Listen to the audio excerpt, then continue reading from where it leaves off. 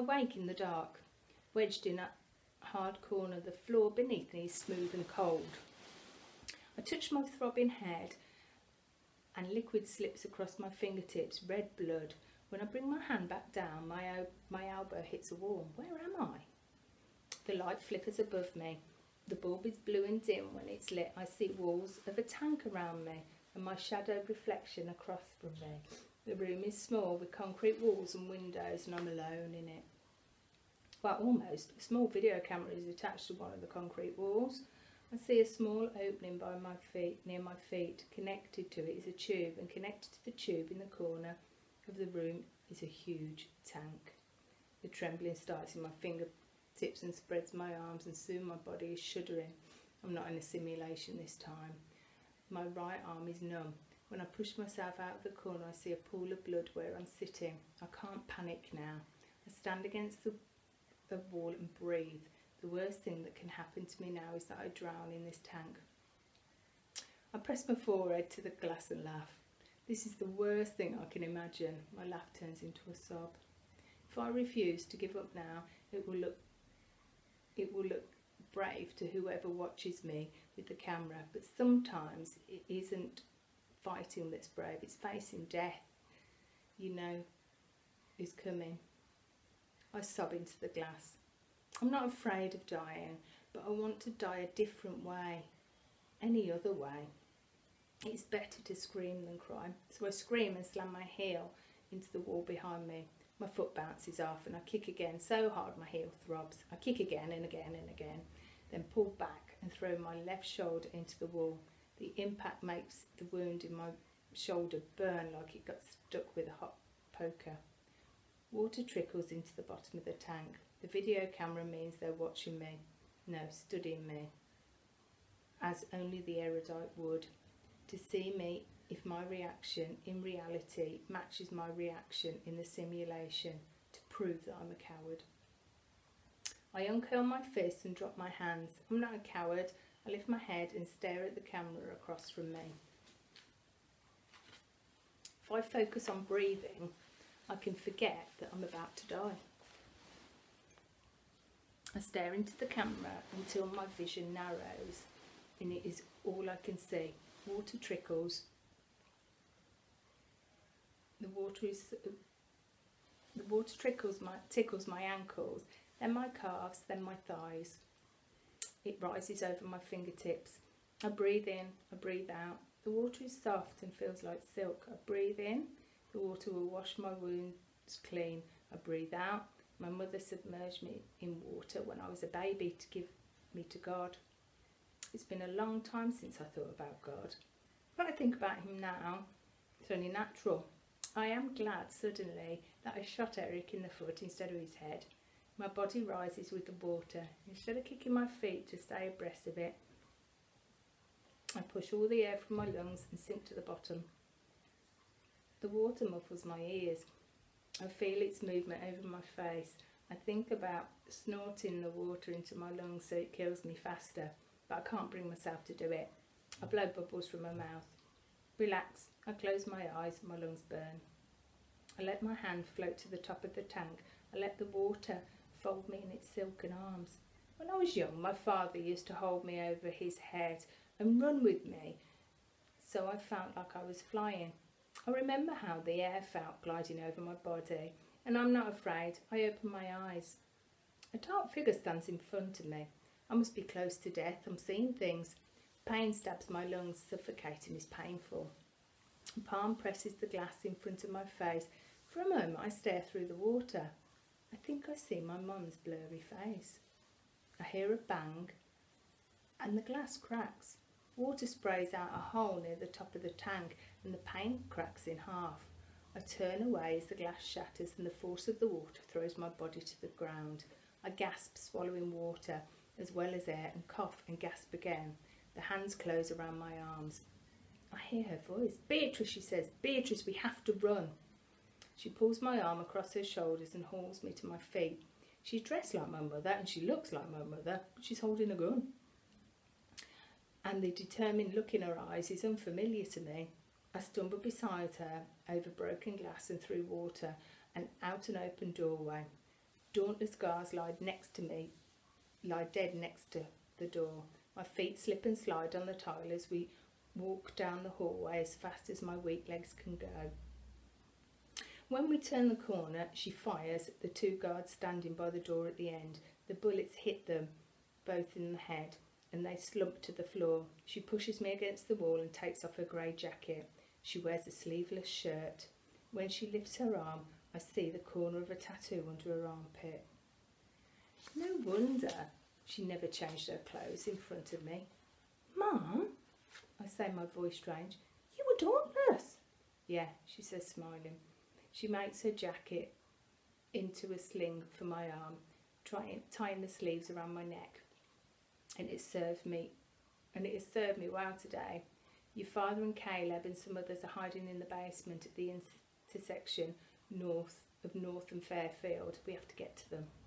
I stare at her. I sat next to her at the kitchen table twice a day for 16 years and never once did I consider the possibility that she could be anything but abnegation born. How well did I actually know my mother?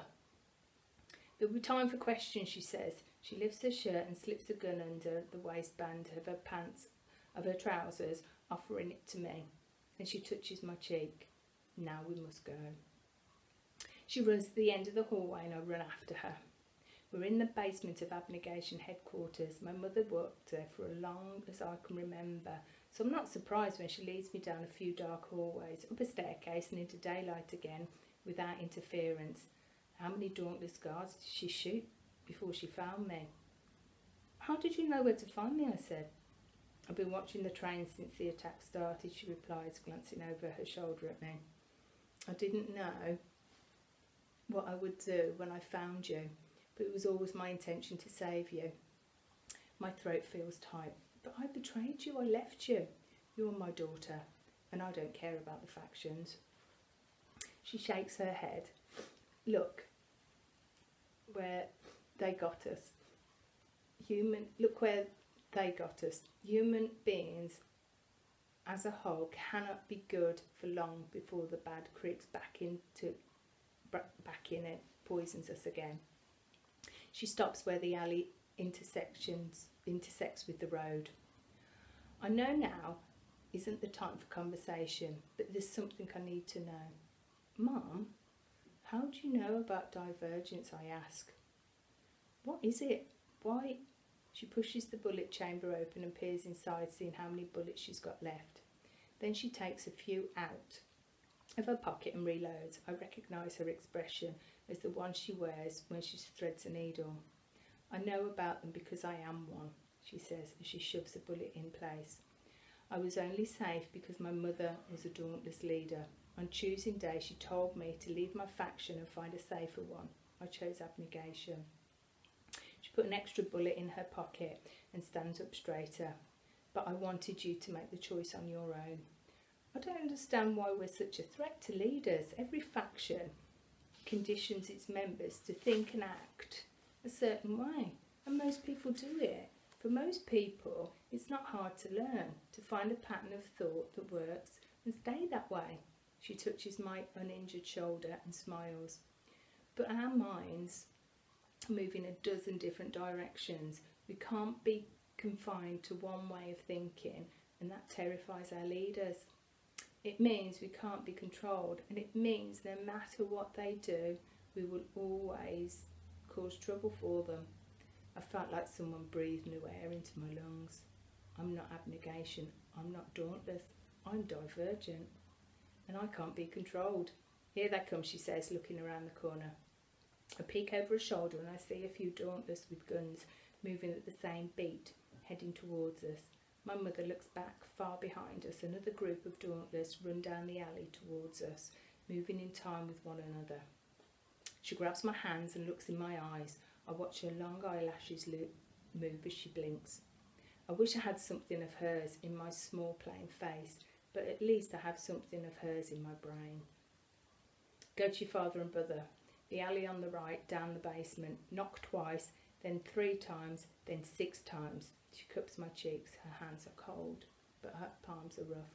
I'm going to distract them. You have to run as fast as you can. No, I shake my head. I'm not going anywhere without you. She smiles. Be brave, Beatrice. I love you. I feel her lips on my forehead, and then she runs into the middle of the street. She holds the gun above her head and fires 3 times. The Dauntless start running. I sprint across the street into the alley. As I run, I look over my shoulder to see if any Dauntless follow me. But my mother fires into the crowd of guards, and they're too focused on her to notice me. I whip my head over my shoulder when I hear them fire back. My feet falter and stop. My mother stiffens, her back arching. Blood surges from a wound in her abdomen, dyeing her shirt crimson. A patch of blood spreads over her shoulder. I blink, and the violent red stains inside of my eyelids. I blink again, and I see her smile as she sweeps my hair trimmings into a pile. She falls, first her knees, her hands limp to her sides, and then to the pavement. She slumped to the side like a rag doll. She's motionless and without breath. I clamp my hand over my mouth and scream into my palm. My cheeks are hot and wet with tears. I didn't feel beginning. My blood cries out that it belongs to her and struggles to return to her, and I hear her words in my mind as I run, telling me to be brave. Pain stabs through me as everything I am made of collapses, my entire world dismantled in a moment. The pavement scrapes my knees. If I die now, this can all be done. Maybe Eric was right, and that choosing death is like exploring an unknown, uncertain place. I feel Tobias brushing my hair back before the first simulation.